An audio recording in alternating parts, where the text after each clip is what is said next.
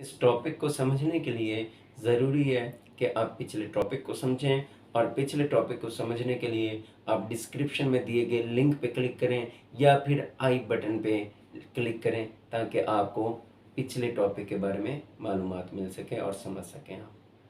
अस्सलाम वालेकुम स्टूडेंट्स, उम्मीद करता हूँ कि आप खैरियत से होंगे। आज का हमारा नया टॉपिक है प्री प्रोसेस्ड डायरेक्टिव। अब प्री प्रोसेस्ड डायरेक्टिव को समझने के लिए इससे पिछला टॉपिक समझना ज़रूरी है, basic structure of C program. ये उसी के रिलेटेड जो ना अगली बात हम स्टार्ट कर रहे हैं आज।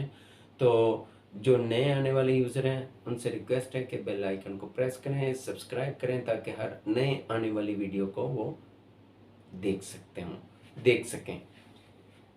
प्री प्रोसेस्ड डायरेक्टिव में क्या होता है? Hash include stdio.h। अब हैश क्या है? हमेशा हमारे पास जब भी हमने प्रोग्राम स्टार्ट करना है तो हैश के साइन से करना है, मतलब प्रोग्राम स्टार्ट ही हैश के साइन से होगा।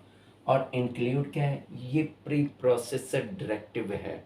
अब प्री प्रोसेस्ड डायरेक्टिव से क्या मुराद है कि ये सी लैंग्वेज की लाइब्रेरी में पहले से मौजूद फाइल्स को कनेक्ट करने के लिए यूज़ होता है।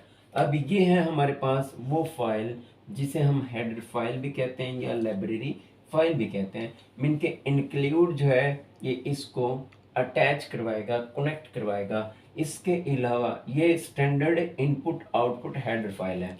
इसके अलावा भी हमारे पास इसी तरह की हेडर फाइल्स होती हैं। मतलब वो डिपेंड करता है कि हम प्रोग्राम में कौन से फंक्शन को यूज़ करना चाहते हैं। उस फंक्शन के लिहाज से हम जो है यहाँ लाइब्रेरी फाइल या स्टैंडर्ड फाइल यूज़ करते हैं। फॉर एग्जांपल मैं कहता हूँ कि यहाँ हम जो है math.h लिखते हैं। अब math.h से क्या मुराद है कि हम मैथ के फंक्शन यूज़ कर सकते हैं। मैथ के कौन से फंक्शन यूज़ कर सकते हैं? फॉर एग्जांपल के स्क्वायर रूट, इसी तरह साइन, कॉस। तो ये सारे मैथ के फंक्शन जो है हम यूज़ कर सकते हैं जब math.h का फंक्शन हेडर फाइल लिखेंगे। फिर इसके बाद मैं कहता हूँ कंसोल conio.h। अब जब conio.h की हेडर फाइल हम लिखते हैं तो इसका मतलब है हम प्रोग्राम में गेट ch जो है यूज़ कर सकते हैं। अब ये तो था हमारी पहली लाइन के रिलेटेड जो ना कि प्री प्रोसेस्ड डायरेक्टिव क्या होता है, जो हमने टॉपिक स्टार्ट किया था। इसी के साथ स्टैंडर्ड लाइब्रेरी मैं आपको बताता चलूँ कि ये स्टैंडर्ड लाइब्रेरी है। मीन के दो टाइप्स होती हैं हेडर फाइल की, एक स्टैंडर्ड फाइल, एक डिफाइनिंग फाइल। मतलब स्टैंडर्ड फाइल में ही मैंने आपको चीज़ें डिफाइन की हैं कि स्टैंडर्ड लाइब्रेरी भी कहते हैं इसको या स्टैंडर्ड हेडर फाइल भी कहते हैं इसको। दूसरी फाइल का नाम क्या है? Define constant macro. अब डिफाइन कांस्टेंट मैक्रो क्या होता है? ये भी हैश के ही साइन से स्टार्ट होगी। जिस तरह स्टैंडर्ड लाइब्रेरी फाइल स्टार्ट होती है वैसे ही हैश के साइन से ये भी स्टार्ट होगी, लेकिन इसमें थोड़ा सा फ़र्क ये है कि जहां हम इंक्लूड लिखते थे वहां अब हम डिफाइन लिखेंगे। क्यों? क्योंकि यूज़र खुद डिफाइन करने जा रहा है। अब उसके बाद मैक्रो नेम और एक्सप्रेशन। अब मैं इसकी एग्जांपल देता हूँ, फिर उम्मीद है कि आपको समझ आ जाएंगी चीज़ें कि हैश का साइन, डिफाइन का कीवर्ड। जिस तरह यहाँ include pre processor directive use होता था, यहाँ डिफाइन का वर्ड यूज़ करेंगे। मैक्रो नेम क्या होता है? ये वेरिएबल नेम भी कह सकते हैं आप इसको। मैक्रो नेम से मुराद पाई, हमने मतलब एक जना पाई लिख दिया है वेरिएबल का नेम, और एक्सप्रेशन लिख दिया हमने 3.142857।